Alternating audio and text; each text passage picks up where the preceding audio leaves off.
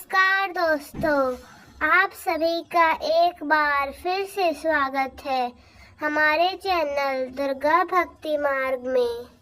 आप सभी को कार्तिक माह के शुक्ल पक्ष की देव उठनी एकादशी की हार्दिक शुभकामनाएं। आज की इस वीडियो में हम सुनेंगे देव उठनी एकादशी की व्रत संपूर्ण कथा। इस एकादशी को देव उठनी एकादशी, देव उठान 11 या प्रबोधिनी एकादशी के नाम से भी जाना जाता है। सनातन धर्म से इसे बड़ी एकादशी माना जाता है। मान्यताओं के अनुसार इसी दिन भगवान श्री हरि विष्णु राजा बलि के राज्य में चतुर्मास का विश्वास पूरा करके वैकुंठ धाम को लौटे थे। इसी दिन के साथ इस दिन तुलसी माता का विवाह पर्व भी संपूर्ण होता है। भगवान श्री हरि विष्णु के भक्तों को पूरे 4 माह इस दिन की प्रतीक्षा करनी होती है।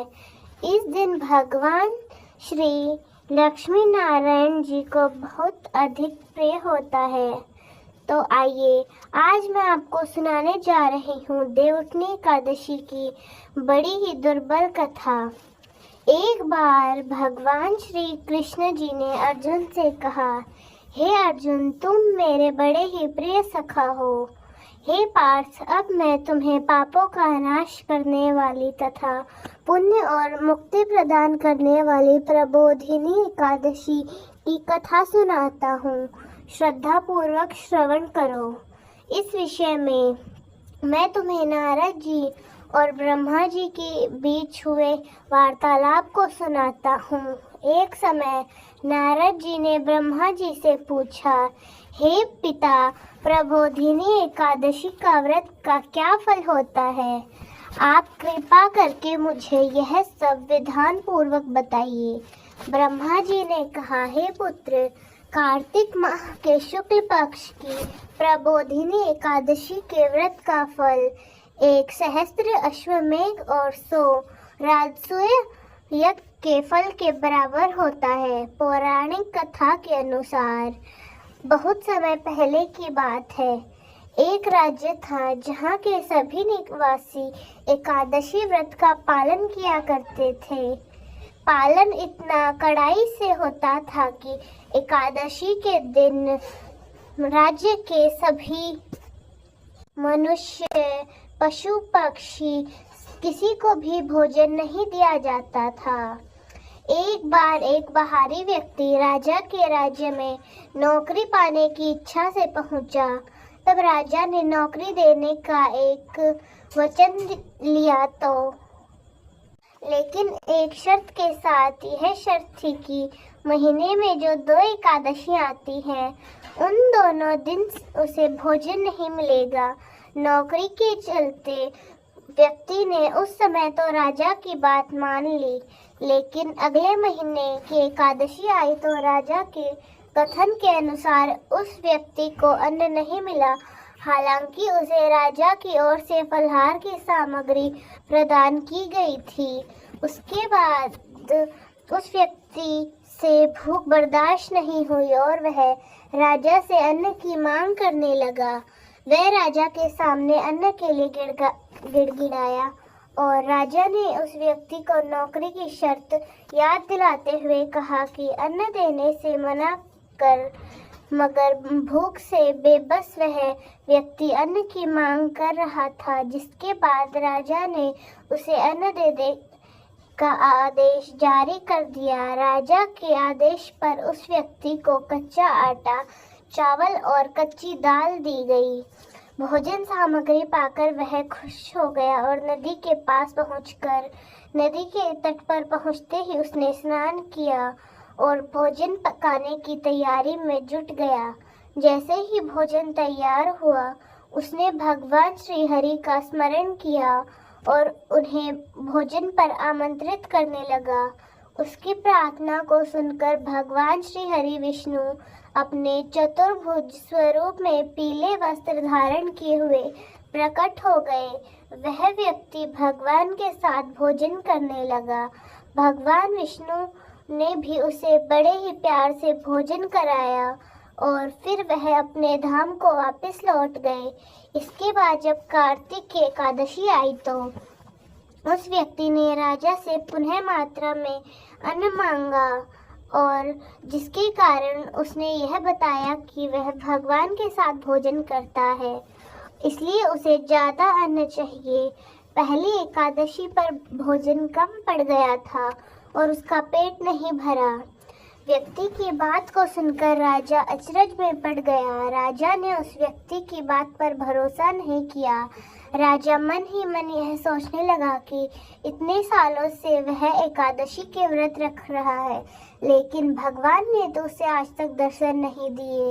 लेकिन इस व्यक्ति जिसने आज तक कभी एकादशी का एक व्रत भी नहीं रखा, भगवान उसके साथ भोजन करने कैसे आ सकते हैं? राजा के मन में अविश्वास को देखकर उस व्यक्ति ने राजा को अपने साथ चलने को कहा। एकादशी के दिन राजा एक पेड़ के पीछे छिप गया और वह व्यक्ति हमेशा की तरह अपने नियमानुसार स्नान करके और भोजन बनाकर भगवान को बुलाने लगा। लेकिन इस बार उसके बहुत ज्यादा बुलाने पर भी भगवान नहीं आए। व्यक्ति ने कई बार भगवान से प्रार्थना की, लेकिन भगवान ने उसकी हर प्रार्थना अनसुनी कर दी। जिसके बाद उस व्यक्ति ने नदी में कूदकर भगवान से अपनी जान देने की बात कही। वह व्यक्ति नदी में कूदने ही जा रहा था कि तभी भगवान श्री हरि विष्णु जी प्रकट हो गए और उसे रोक लिया। वे उसके साथ बैठकर भोजन करने लगे। भोजन के बाद भगवान उस व्यक्ति को बैठाकर अपने साथ धाम ले गए। राजा ने यह पूरा दृश्य छिप कर देखा और तब उसे यह बात का बोध हुआ कि मन की शुद्धता और भगवान के लिए श्रद्धा के साथ व्रत और उपवास ही करना चाहिए, तभी व्रत का पूर्ण फल प्राप्त हो सकता है। इस घटना के बाद राजा भी पवित्र मन से एकादशी का व्रत और उपवास करने लगा। जीवन के अंत में उसे भी स्वर्ग की प्राप्ति हुई। तो बोलिए श्री हरि भगवान की जय।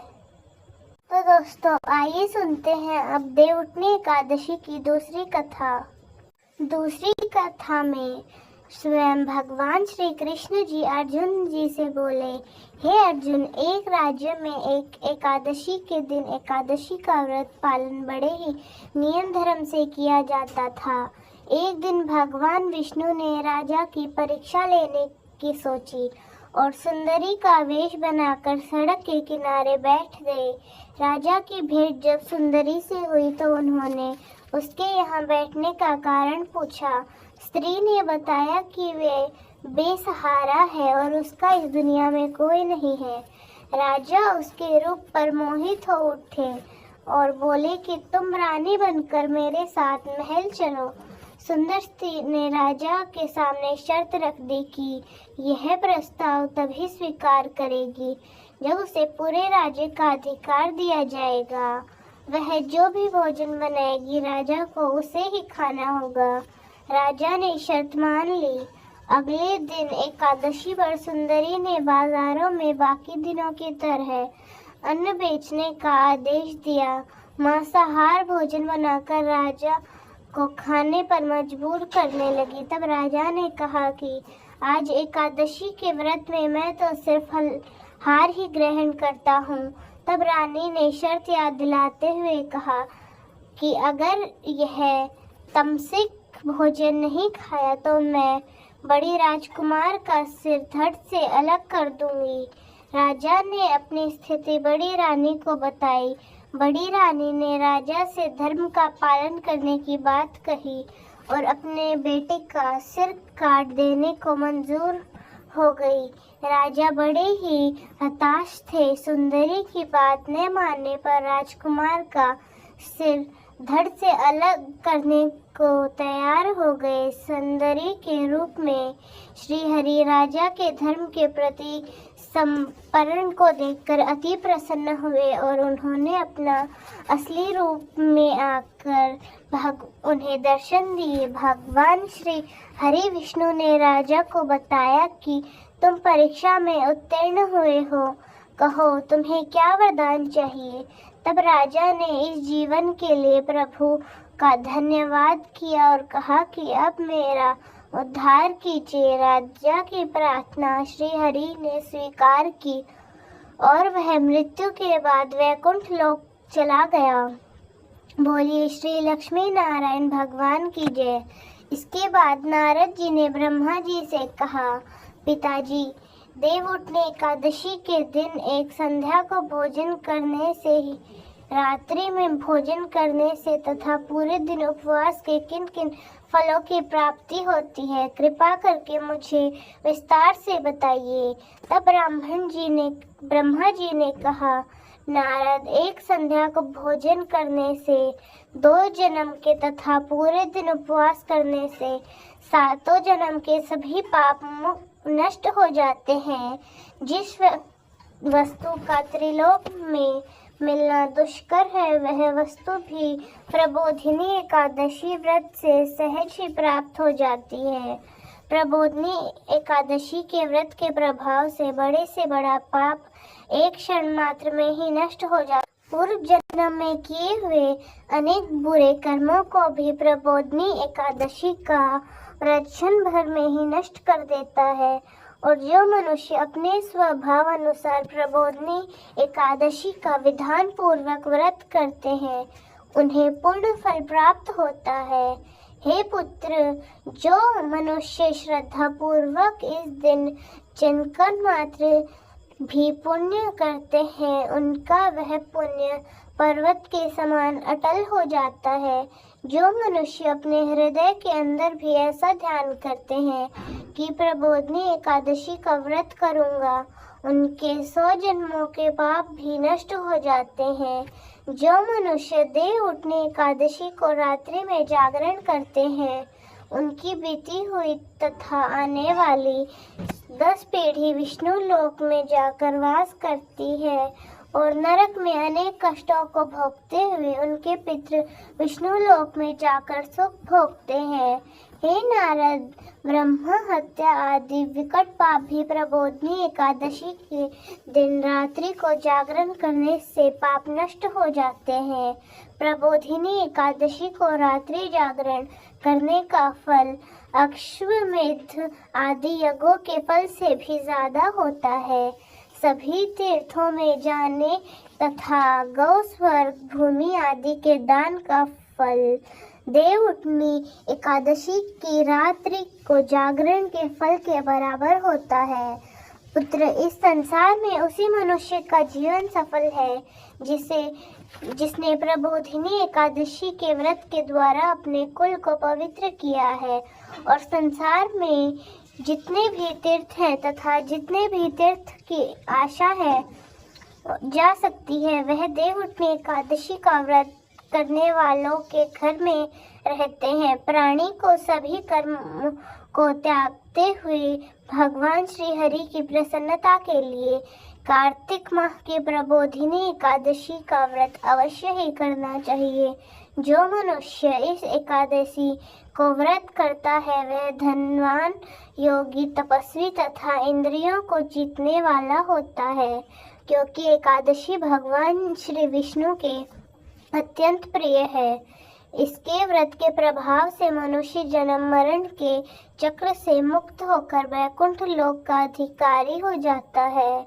इस एकादशी व्रत के प्रभाव से कायिक, वाचिक और मानसिक तीनों प्रकार के पापों का स्मरण हो जाता है। इस एकादशी के दिन जो मनुष्य भगवान विष्णु की प्राप्ति के लिए दान, तप, हवन, यज्ञ आदि करते हैं, उन्हें अनंत पुण्य की प्राप्ति होती है। प्रबोधिनी एकादशी के दिन भगवान श्री हरि का पूजन करने के बाद यवन और वृद्धावस्था से भी सभी पाप नष्ट हो जाते हैं। इस एकादशी की रात्रि को जागरण करने का फल सूर्य ग्रहण के समय स्नान करने के फल से सहस्त्र गुना ज्यादा होता है। मनुष्य अपने जन्म से लेकर जो पुण्य करता है वह पुण्य देवउठनी एकादशी के व्रत के पुण्य के सामने व्यर्थ है। जो मनुष्य एक एकादशी का व्रत नहीं रखता उसके सभी पुण्य व्यर्थ हो जाते हैं। इसलिए हे पुत्र, तुम्हें भी विधान पूर्वक भगवान विष्णु का पूजन करना चाहिए और देवउठनी 11 का व्रत रखना चाहिए। और जो मनुष्य कार्तिक माह के धर्म परायण होकर अन्य व्यक्तियों का अन्न नहीं खाते उन्हें चंद्रदायक व्रत के फल की प्राप्ति होती है। कार्तिक माह में प्रभु दान आदि से उतने प्रसन्न नहीं होते जितने कि शास्त्रों की कथा सुनने से प्रसन्न होते हैं। कार्तिक माह में जो मनुष्य प्रभु की कथा को थोड़ा बहुत पढ़ने या सुनते हैं उन्हें 100 गायों के दान फल की प्राप्ति होती है। ब्रह्मा जी की बात को सुनकर नारद जी बोले, पिताजी, अब आप इस एकादशी व्रत के विधान को कहिए और कैसा व्रत करने से किन पुण्य की प्राप्ति होती है, कृपा करके यह भी समझाइए। तब नारद जी की बात सुनकर ब्रह्मा जी बोले कि हे पुत्र, इस एकादशी के दिन मनुष्य को ब्रह्म मुहूर्त में उठना चाहिए और स्नान आदि से निवृत्त होकर व्रत का संकल्प करना चाहिए। उस समय भगवान विष्णु से प्रार्थना करनी चाहिए कि हे प्रभु, आज मैं निराहार रहूंगा और दूसरे दिन भोजन करूंगा, इसलिए आप मेरी रक्षा करें। इस प्रकार प्रार्थना करके भगवान का पूजन करना और व्रत प्रारंभ करना चाहिए।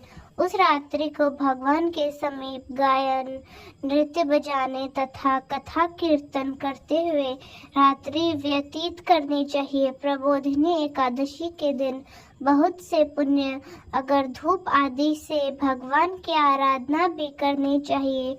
शंख के जल से भगवान को अर्घ देना चाहिए। इसका फल भी तीर्थ आदि से करोड़ गुना अधिक होता है। जो मनुष्य अगस्त पुष्प से भगवान का पूजन करते हैं उनके सामने इंद्र भी हाथ जोड़ते हैं। कार्तिक माह में जो भी बिल पत्र भगवान का पूजन करते हैं उन्हें अंत में मुक्ति मिलती है। कार्तिक माह में जो तुलसी जी से भगवान का पूजन करता है उसके 100,000 जन्मों के सभी पाप नष्ट हो जाते हैं। जो मनुष्य इस माह में तुलसी जी के दर्शन करते हैं या उनका स्पर्श करते हैं या उनका ध्यान करते हैं एवं कीर्तन करते हैं या तुलसी जी का पौधा लगाते हैं या तुलसी जी की सेवा करते हैं, वे 1000 कोटि युग तक भगवान विष्णु के लोक में निवास करते हैं। जो तुलसी जी का पौधा लगाते हैं उनके कुल में जो भी पैदा होता है वह प्रलय के अंत तक विष्णु लोक में रहते हैं। जो मनुष्य भगवान का कंदक पुष्प से पूजन करते हैं वह यमराज के कष्टों को नहीं पाते। सभी कामनाओं को पूरा करने वाले भगवान विष्णु कंदक पुष्प को देखकर अत्यंत ही प्रसन्न होते हैं। यदि उनका कंदक पुष्प से ही पूजन किया जाए तो इससे उत्तम बात और कोई नहीं है। जो गुलाब के पुष्प से भगवान का पूजन करते हैं उन्हें निश्चय ही मुक्ति की प्राप्ति होती है। जो मनुष्य बकुल और अशोक के पुष्पों से भगवान का पूजन करते हैं वे अनंत काल तक शोक से रहित रहते हैं।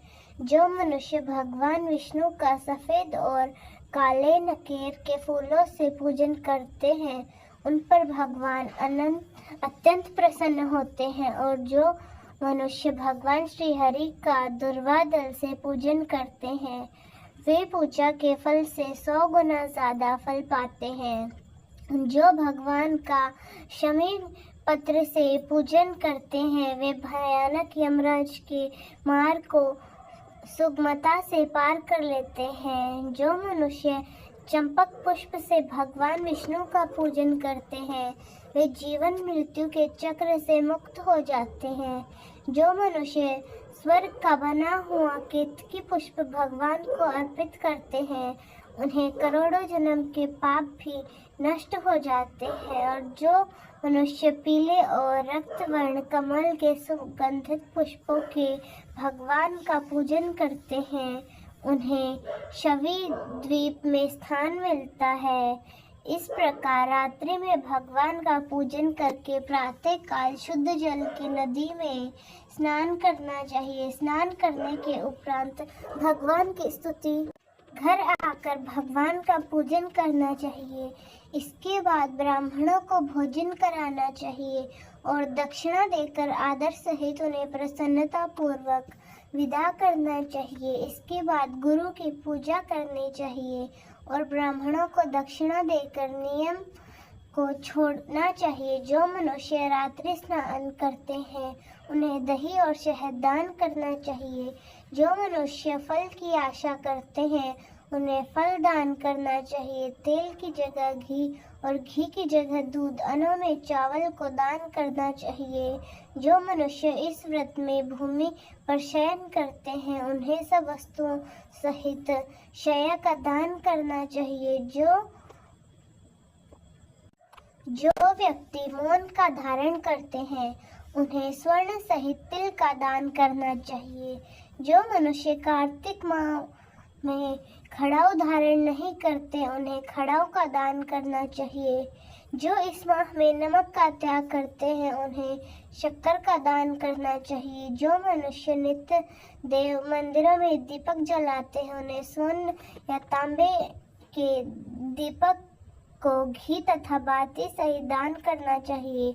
जो मनुष्य चतुर्मास व्रत में किसी व्रत को त्याग देते हैं उन्हें उस दिन से उस वस्तु को पुनः ग्रहण करना चाहिए। जो मनुष्य देव उठने एकादशी के दिन विधान पूर्वक व्रत करते हैं उन्हें अनंत सुख की प्राप्ति होती है और अंत में स्वर्ग को जाते हैं।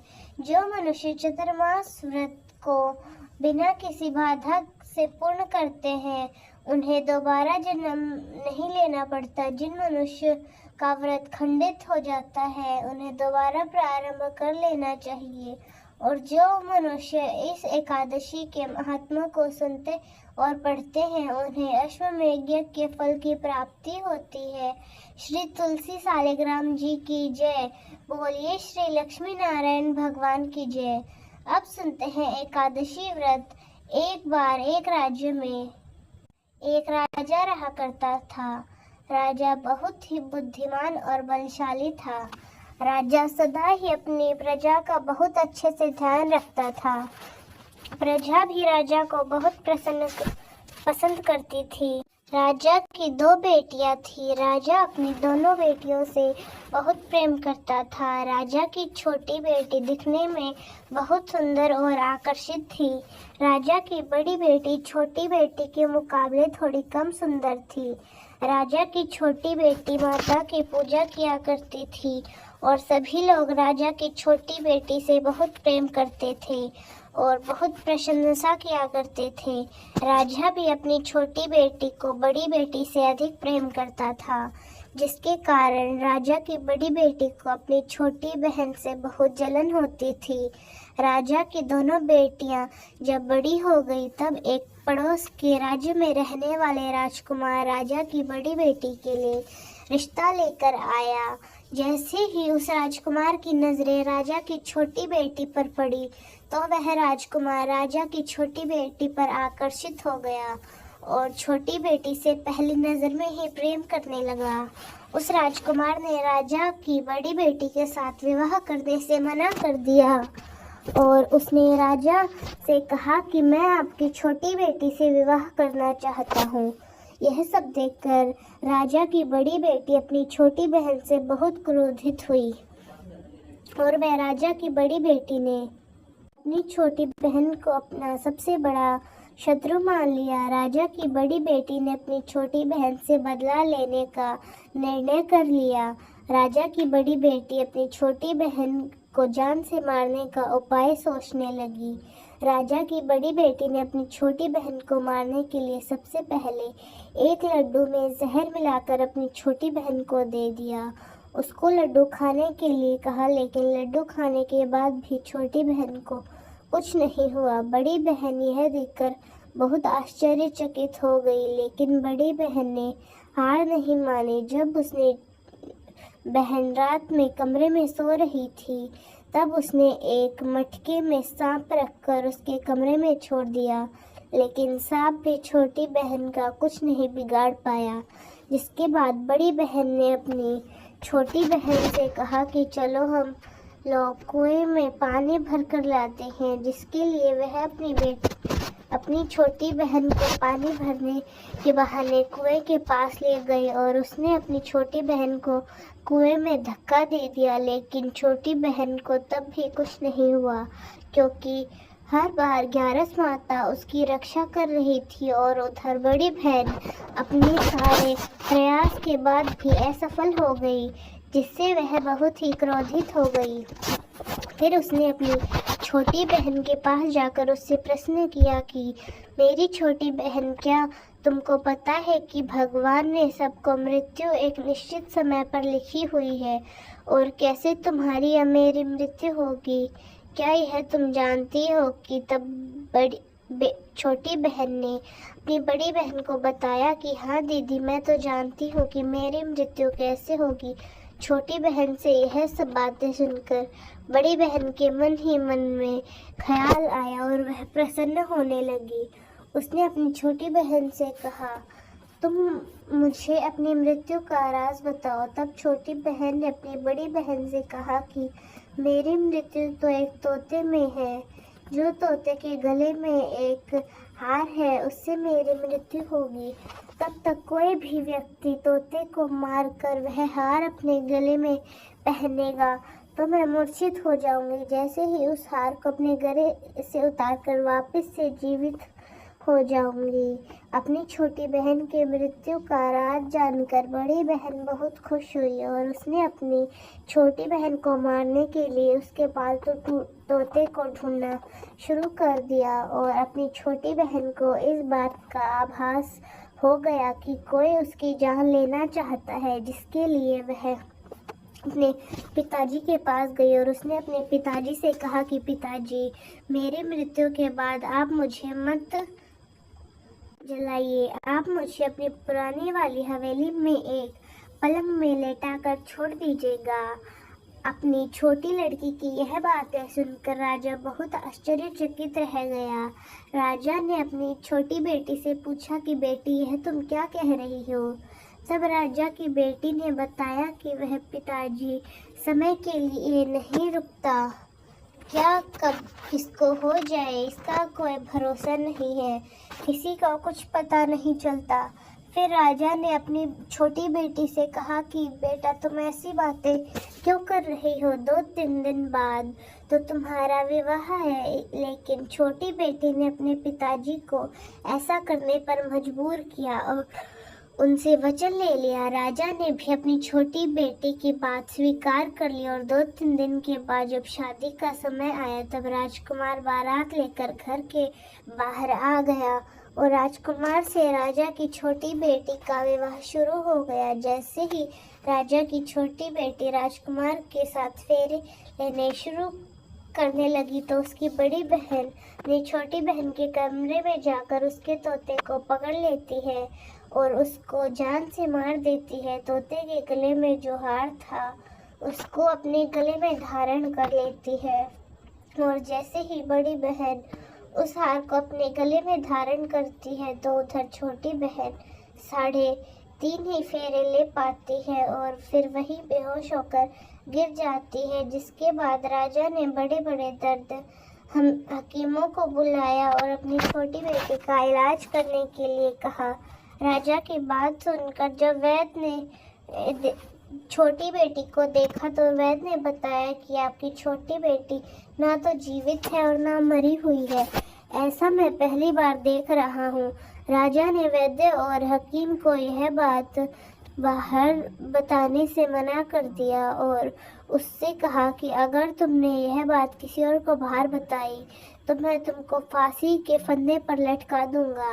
राजा ने अपनी छोटी बेटी को पुराने महल में जाकर एक पलंग में लेटा दिया और वहां पर कुछ सैनिकों को तैनात कर दिया। इसके बाद राजा वापस अपने महल आ गया। राजा की बड़ी बेटी अपने पिताजी के पास आई और कहने लगी कि पिताजी, अगर यह शादी संपन्न नहीं हुई तो आपकी इज्जत का क्या होगा? आप कहे तो मैं आपकी इज्जत बचाने के लिए राजकुमार से शादी करने के लिए तैयार हूँ। जिसके बाद राजा ने अपनी बड़ी बेटी की बात मान ली और राजा ने बड़ी बेटी को छोटी बेटे के कपड़े पहनाकर मंडप में भेज। लेकिन राजकुमार यह जान गया कि राजा की छोटी बेटी नहीं है बल्कि राजा की बड़ी बेटी है। लेकिन जब राजकुमार ने शादी करने से मना कर दिया तो सभी लोगों ने राजकुमार को बेबस करके राजा की बड़ी बेटी से बचे हुए फेरे को संपन्न करा दिया। विवाह संपन्न हुआ, जिसके बाद राजकुमार राजा की बड़ी बेटी को अपने महल ले गया। विवाह होने के बाद राजकुमार उसे ना तो बात करता, ना उसे पसंद करता था, ना ही उसके आसपास भटकता था और राजकुमार ने यह फैसला लिया था कि वह अपनी प्रेमिका को ढूंढकर ही रहेगा और यह जानकर रहेगा कि उसके साथ क्या हुआ है। एक दिन राजकुमार अपने घोड़े पर सवार होकर राजा के पुराने महल में जा पहुंचा, जहां पर उसने कुछ सैनिकों को देखा। महल के आसपास पहुंचकर राजकुमार ने जब महल को ध्यान से देखा तो वह समझ गया कि यह तो हमारे ससुर जी का महल है। तब राजकुमार ने सैनिकों से पूछा कि तुम लोग यहाँ क्या कर रहे हो और इस महल के अंदर उस पलंग में कौन लेटा है। जिसके बाद सैनिकों ने उसे सारी बात बता दी कि यहाँ पर राजा की छोटी बेटी लेटी हुई है। यह सुनकर राजकुमार बहुत खुश हो गया और वह तुरंत अपनी प्रेमिका के पास जा पहुँचा और उसकी सेवा करने लगा। जैसे ही रात हुई तो राजा की बेटी उठकर खड़ी हो गई। राजकुमार यह देखकर बहुत खुश हो गया और उसने अपनी पत्नी से पूछा कि तुम यहाँ क्या कर रही हो? तो तुम मेरे साथ घर चलो। राजा की छोटी बेटी ने राजकुमार को सारी बातें बता दी कि मेरी जान एक तोते में बसती है और मैंने यह बात सिर्फ अपनी बड़ी बहन को बताई थी और मुझे पता है कि उसने ही मुझे मारने का प्रयास किया है। उसके पास एक हार है जिसको वह सुबह पहन लेती है और रात को उतार देती है। जब तक वह हार वो पहने रखती है तब तक मैं मूर्छित रहती हूँ और जैसे ही वह हार को उतार देती है मैं वापस जीवित हो जाती हूँ और जब तक वह मेरी बड़ी बहन के पास हार रहेगा मैं तब तक मूर्छित रहूँगी और अगर मेरी बड़ी बहन के पास जो हार है वो मेरे हाथ लग जाए तो मैं हमेशा के लिए जीवित हो जाऊंगी। राजकुमार ये सब बातें सुनकर राजा की बेटी के पास जाकर रहने लगा और उसने अपने बचे हुए सारे फेरे उस पलंग में लेटी हुई राजकुमारी की छोटी बहन के साथ ले लिए और अपना विवाह पूर्ण कर लिया और वहीं पर वो रहने लगा। देखते ही देखते कुछ समय में राजा की छोटी बेटी और राजकुमार की पत्नी गर्भवती हो गई। एक दिन राजकुमार को किसी काम से बाहर जाना पड़ गया। तब छोटी बहन के पेट में बहुत तेज से दर्द होने लगा, जिसके बाद उसने माता का आवाहन किया। जिसके बाद वहां माता प्रकट हुई। उन्होंने अपने भक्तों को दर्द से दूर किया और एक पुत्र की प्राप्ति करवाई और वहीं पर अचानक से राजकुमार भी आ गया। राजकुमार ने ग्यारस माता को देखा तो वह आश्चर्यचकित हो गया और उसने तुरंत ग्यारस माता को प्रणाम किया और ग्यारस माता ने राजकुमार से कहा, जब तुम्हारा पुत्र 5 वर्ष का हो जाए तो तुम आकर अपनी पत्नी का हार इसके गले में डाल देना। और देखते ही देखते राजकुमार और राजा की बेटी का पुत्र 5 वर्ष का हो जाता है। तो राजकुमार अपने बेटे से कहता है कि बेटा, मैं कुछ काम से बाहर जा रहा हूँ, तुम अपनी माता का ध्यान रखना।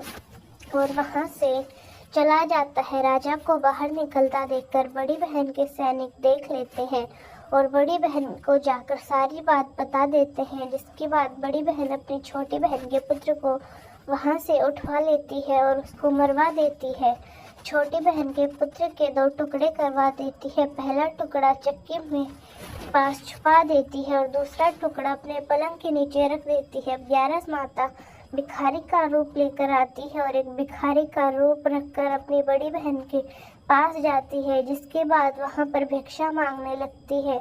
तो बड़ी बहन अपने नौकरों से कहती है कि जाकर भिक्षा दे दो, लेकिन जैसे ही नौकर ग्यारस माता को भिक्षा देने के लिए आते हैं तो ग्यारस माता उन्हें मना कर देती है और कहती है कि मैं तुम्हारी महारानी से ही भिक्षा लूंगी। जिसके बाद बड़ी बहन स्वयं ही भिक्षा देने के लिए माता के पास आती है। तब माता एक बिल्ली का रूप लेकर उसके कमरे में जाती है और वहां पर छोटी की पुत्र के टुकड़े को आपस में जोड़ देती है और उसे जीवित कर देती है। फिर से वहां ले जाती है।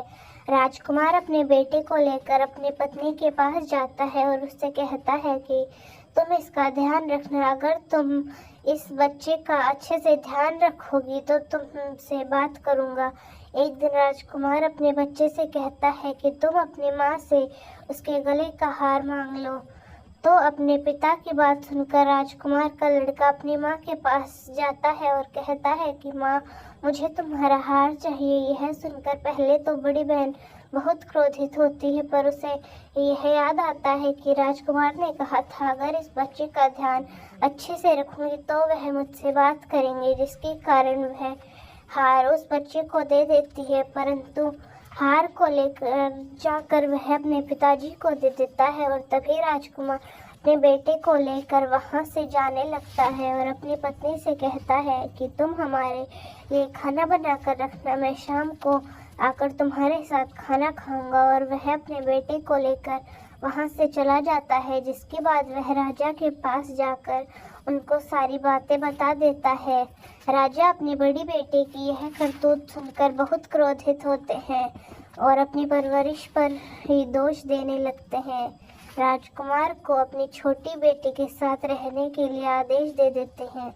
इस प्रकार ग्यारस माता की कृपा से राजकुमार और राजा की छोटी बेटी सुखपूर्वक रहने लगते हैं। तो दोस्तों, कैसी लगी आपको हमारी आज की कहानी? कमेंट्स में ज़रूर बताएं। धन्यवाद।